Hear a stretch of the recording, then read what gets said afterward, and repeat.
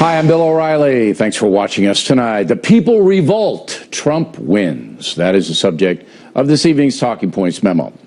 In perhaps the most stunning political story in American history, the folks rejected corruption and unfair federal policies and delivered vast power to a maverick political novice who is promising to treat working Americans with respect.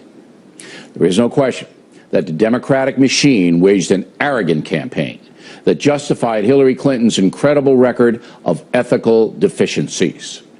While many politicians distort and mislead, Mrs. Clinton seems incapable of speaking the truth. Her exploitation of a massive charitable foundation for her own benefit is simply stunning. Even more troubling, she sincerely believes that she did nothing wrong or has ever done anything wrong. Americans, even some who voted for her, noticed the narcissism. Thus, they denied Hillary Clinton power. Here's what Talking Point said last Wednesday when I explained why Clinton might lose. There should be grave concern in the Clinton camp. The reason the secretary may lose is that the tipping point may have been reached. If you are familiar with Malcolm Gladwell's theory, bad things mount up, then suddenly, at a dramatic moment, everything comes crashing down. And that's exactly what happened. The American people have had enough of Hillary Clinton. On the policy front, important statements were made yesterday. First, working folks are tired of supplementing millions of people who are gaming the system. Enough with a chaotic federally imposed health care system that punishes productive people with high insurance fees so that other Americans can access free health care. Safety nets are vital for the suffering poor in this country. But a vast income redistribution scheme that is clearly unconstitutional is abusive. President-elect Trump has vowed to replace Obamacare, and that can't come fast enough.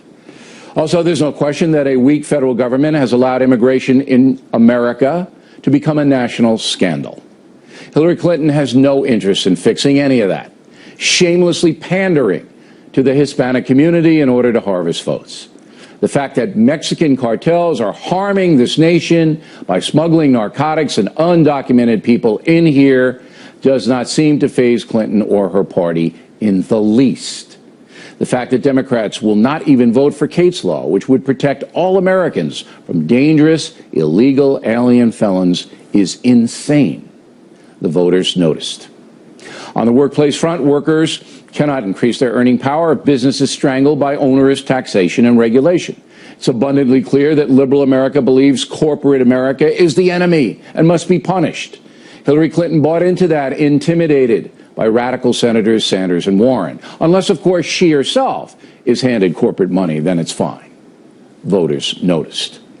But the real enemy, Islamic terrorists, were not to be unilaterally confronted by the USA, no matter how many innocent people they slaughtered. No, the Obama-Clinton doctrine was to wait for international consensus before taking action and never offend by using the words Islamic terrorism.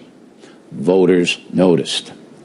Then there was a shocking admission by Hillary Clinton that despite being a Christian, she believes unborn babies have no rights whatsoever and can be killed up until birth if the mother's health is in question. That extreme position goes directly against homicide laws in this country and unmasked Clinton as a radical extremist in the eyes of Americans who value life over destructive ideology.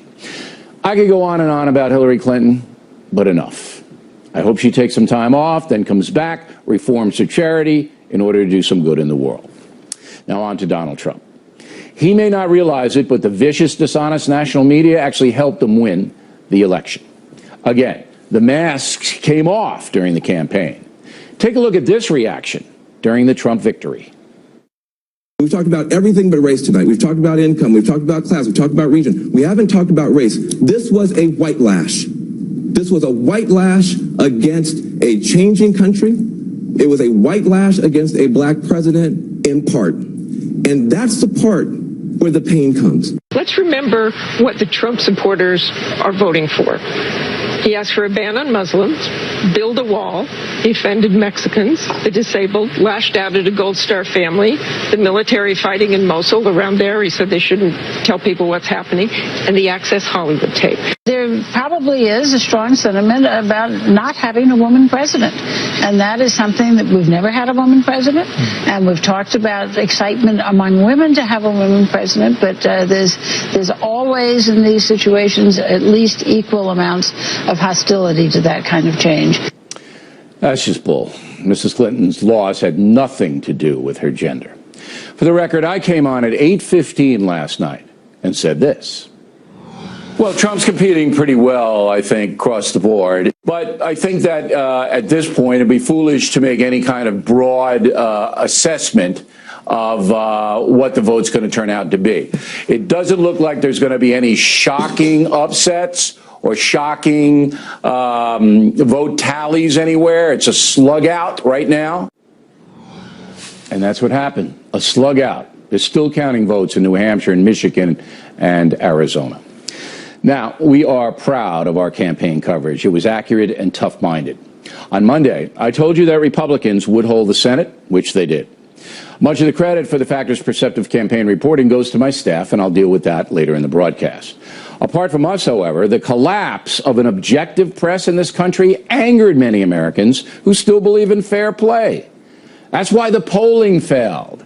Many voters simply said, blank you, and refused to participate when asked their opinion. Investors Business Daily was the best poll, and you might consider adding that publication to your life. Distrust of the media is at an all-time high in the USA. So when left-wing zealots masquerading as journalists pounded Trump without mercy, voters grew numb to it. Some of that even happened on this network, as a few commentators tried to make names for themselves at Trump's expense. Same thing with the people who did not like Hillary Clinton. There is a difference between tough, fact-based political interviews and playing to those in the politically correct, fanatical bleachers. Is there not?